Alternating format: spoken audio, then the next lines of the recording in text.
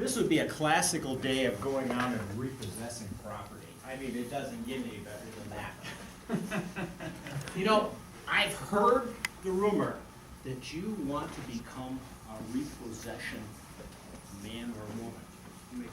There's no gender involved. We've all seen the exciting times on television when people run through the countryside repossessing trucks, cars, boats, airplanes, and even motorcycles. Yes, even motorcycles. Sometimes they just don't want to pay for it. Can you imagine that? And that's when the repossession specialist goes to work. Now, I've been repossessing motorcycles for over 30 years. Can you imagine that? It just goes so quickly, it's hard to share it. And I know there are a lot of people who would like to get involved in that, and the flyer talks about career paths in becoming a repossession specialist. You know, they just don't let anybody go out and steal motorcycles from other people, because that's what you have to do. You might think that people would bring them in and they would surrender them. No, it doesn't work like that. What you have to do is go up. You have to sneak up on them, kind of like a mouse sneaks up on a trap and steals the cheese. Being ever so careful you don't get your nose snipped off. That's the nature of property repossessions. So for the next few minutes, I want you to ride along with me in the truck as we go out and revisit some of these experiences from my past. And they are experiences. The very, very first one happened well over 30 years ago.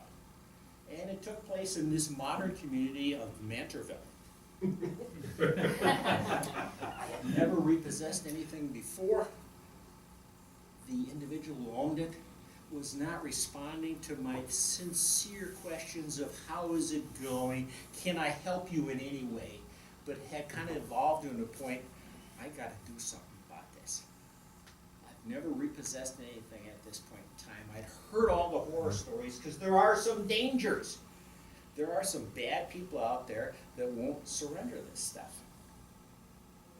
So I headed out to Mantorville one night with a truck and my trusty companion on there, because you never repossess anything by yourself. That is a really bad idea.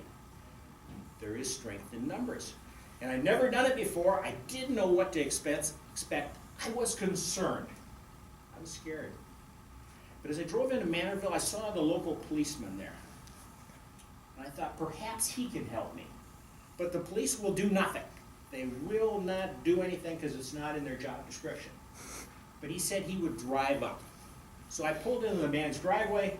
I got his bike out. I got it loaded on the trailer. And all of a sudden he comes running out of the house. "You can't do this. You're screaming." He's hollering. I'm thinking, oh, God. It has gone wrong. And suddenly the police guy drives up and he turns on the light. And this guy had gone from running out of the house, hollering to screaming, to stop dead in his tracks. He looks at the flashing light. He turns around and goes back in the house. That was the end of it. It was simple. I had gone from this concern, apprehension, found the bike, got it loaded, oh God, this is going south, to all of a sudden the adrenaline rush when we've got the bike. We've gone home. Wow, it was terrific. You know, this isn't so hard, you know, anybody can repossess this stuff. Well, a number of years later, I had to make a run to Albert Lea. And this was a bike that we had been tracking for well over 9 months. And one of my confidential informants called me on a Tuesday morning, raining. He says, "Rick, your bike's here in town. You better get over here." So I grabbed one of my new technicians, put him alongside the truck, and off we go to Albert Lea. I don't know if the bike's going to be there. I don't even remember who this guy is.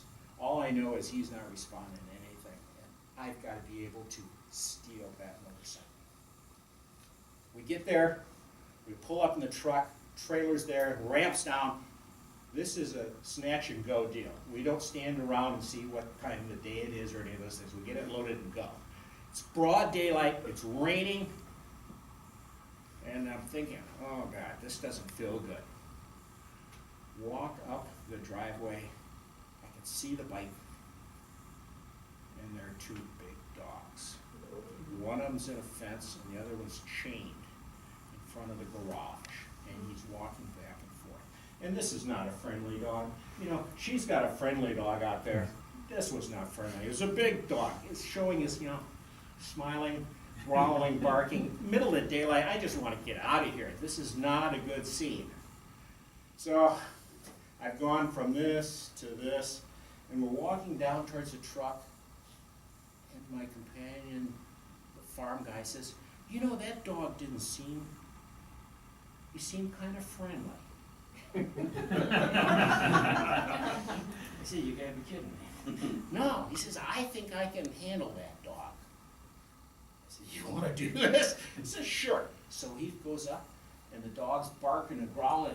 He starts scratching the dog, and the dog kind of lays down.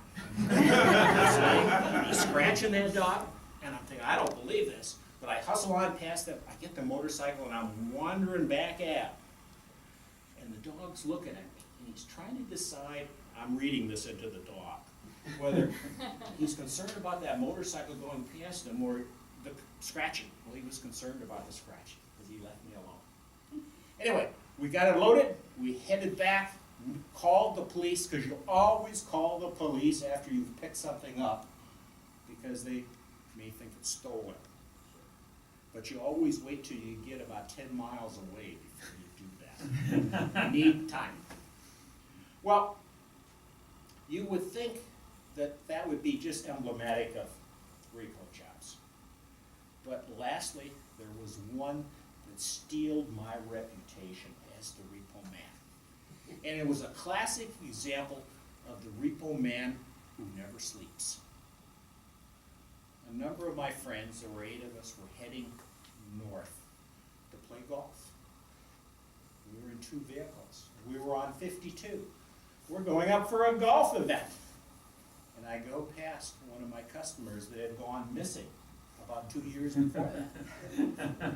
And as I drive by, I'm thinking, I don't believe this. That guy, he's got my motorcycle as we go by. So we get up just north of Pine Island, and I pull over, and I walk out the middle of Highway 50.